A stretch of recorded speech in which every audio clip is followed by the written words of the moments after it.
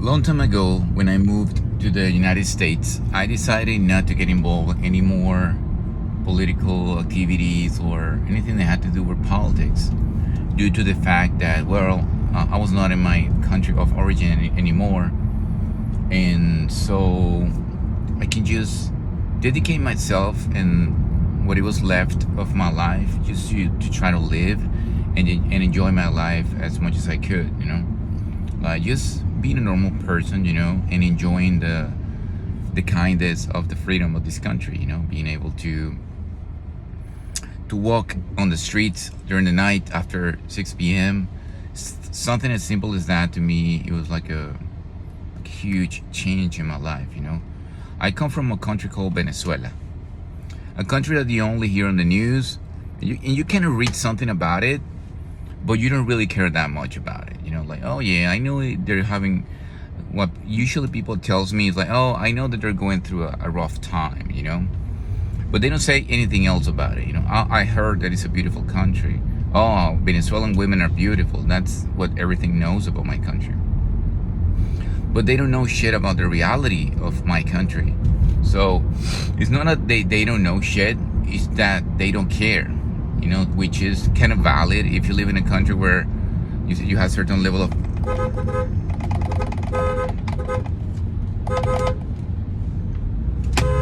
where you have certain level of comfort, then you just don't care, you don't give a fuck.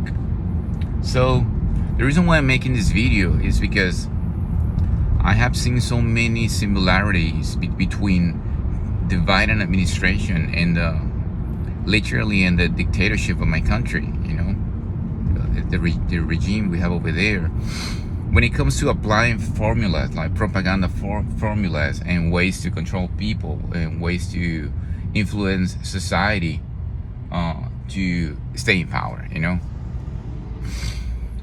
Just yesterday, July 28th, they celebrated a presidential election in my country, that to all of us that we had to leave our country to experience to have the experience of living, we knew in the bottom of our hearts what the result was going to be. Like usual, by the end of the night, the electoral authorities were going to come out and claim the dictator as a winner. And there's an expression they used. They say it is an irreversible tendency. This time they said irreversible and also the word they use, definitive.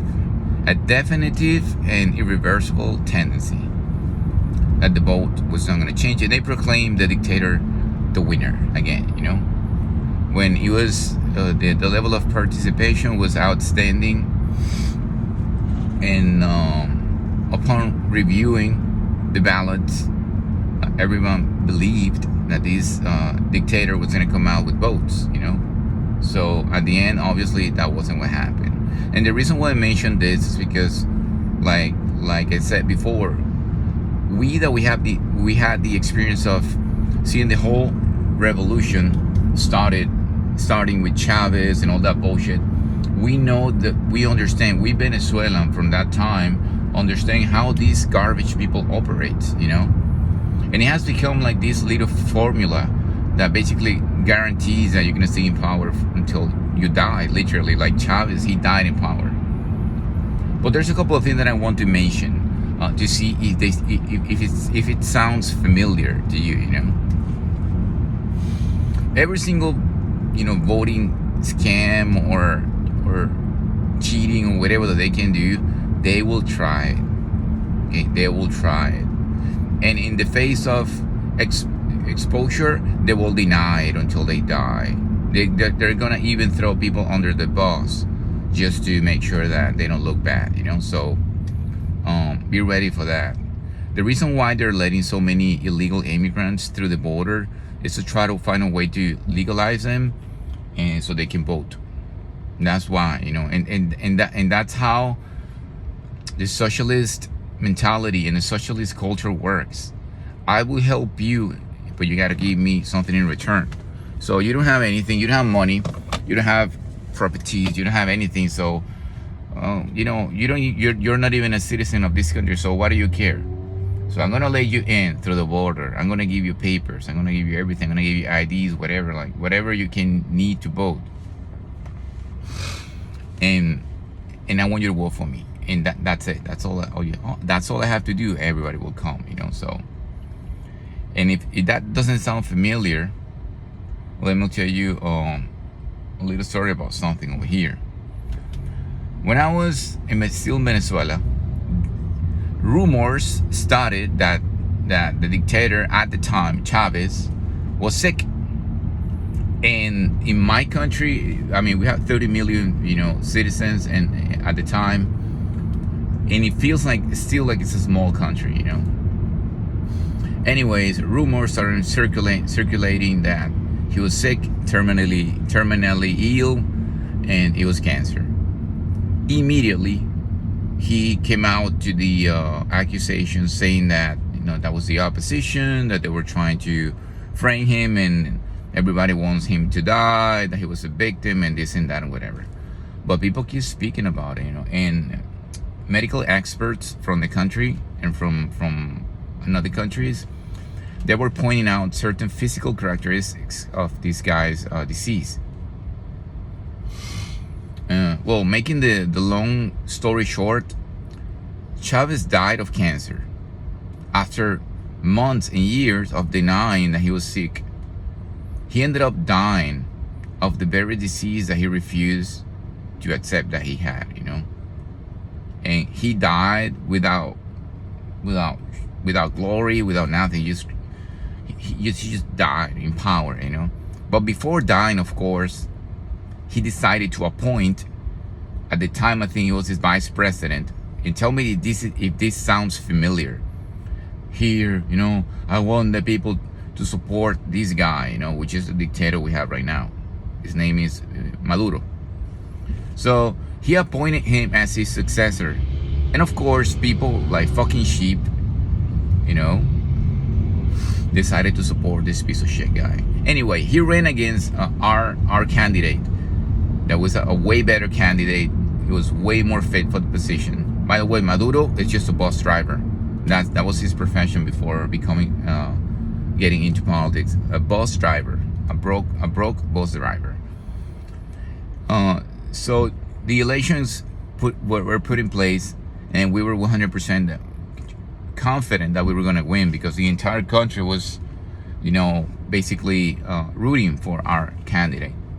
And they did it. They stole the election, At the time, our candidate name was Enrique Capriles.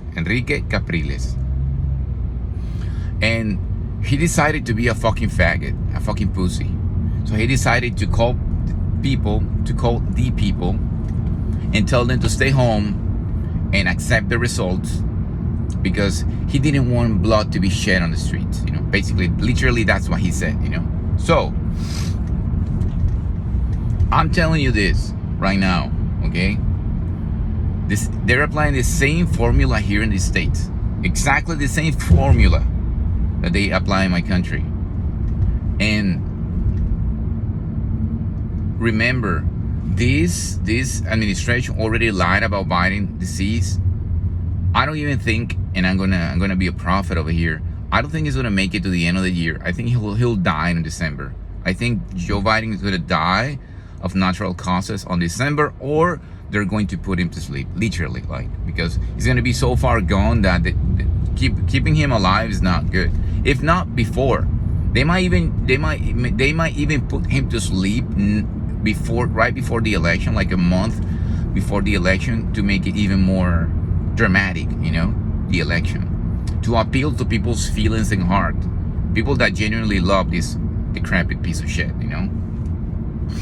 So I'm telling you this: do not make the same mistake we did in Venezuela.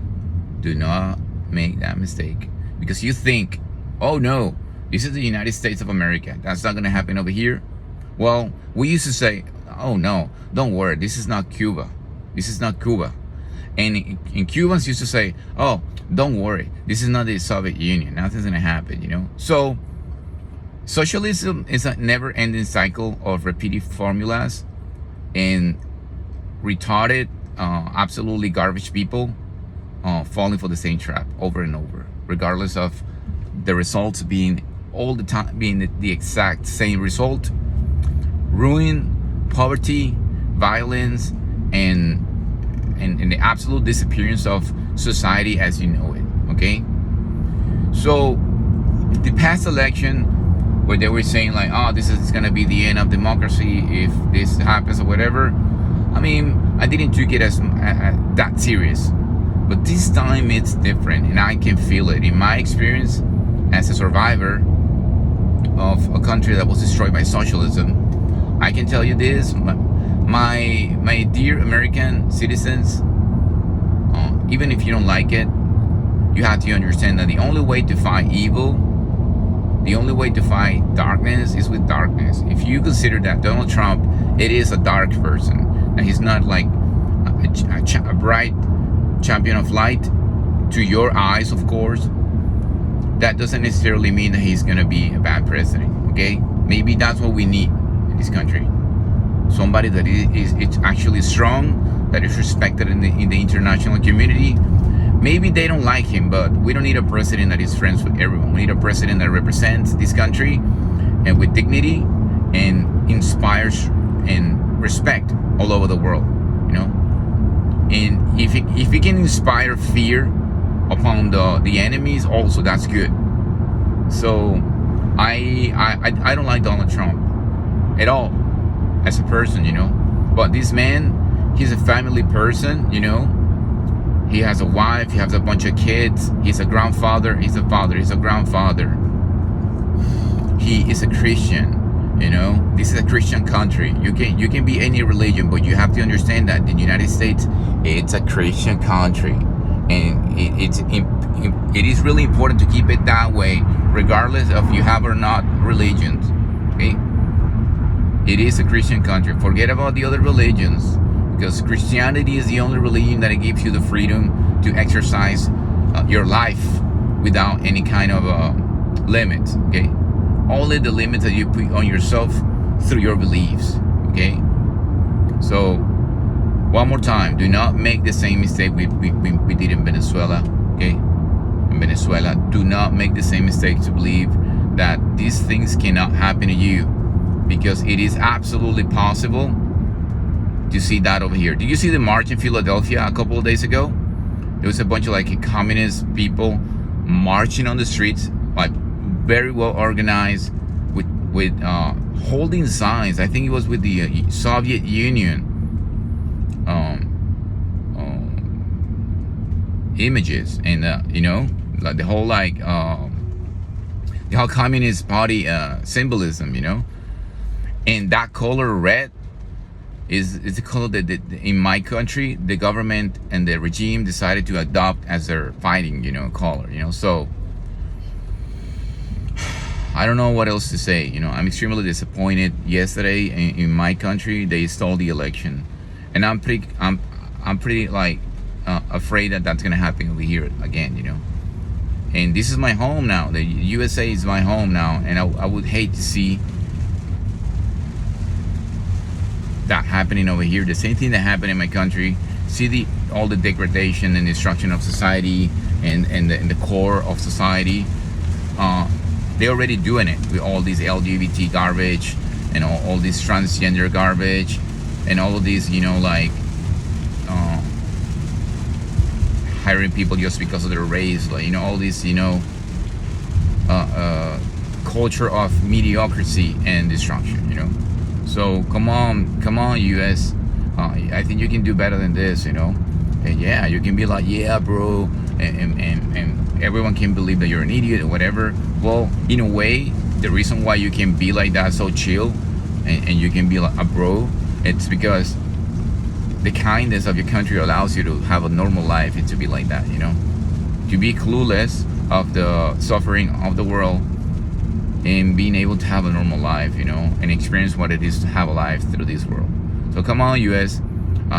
One more time, I'm not a Republican, I'm not a Democrat, I'm just a concerned person that wants the best for this country because it is my home now and I love it with all my heart, you know. So this November, don't forget, vote for the orange, okay? The orange guy, I'm pretty sure is gonna bring back it will bring back the beauty of this country. It will enhance it, and it will bring back the economy to the levels that they were before all this disaster started, you know. Just the fact that he's going to manage to bring down the inflation and the price of gas, that is already a huge improvement in people's lives, you know. So forget about your feelings and the hate you might feel towards him, because at this point of history, he's not the president that you want to. It's the president that you need. Donald Trump has become the president that this country needs, and you can see it. Vladimir Putin already said that, well, if Trump wins, I'm gonna sit with him to negotiate to end the war. And if a guy like Putin is recognizing the presence of this guy, you know, this white half orange,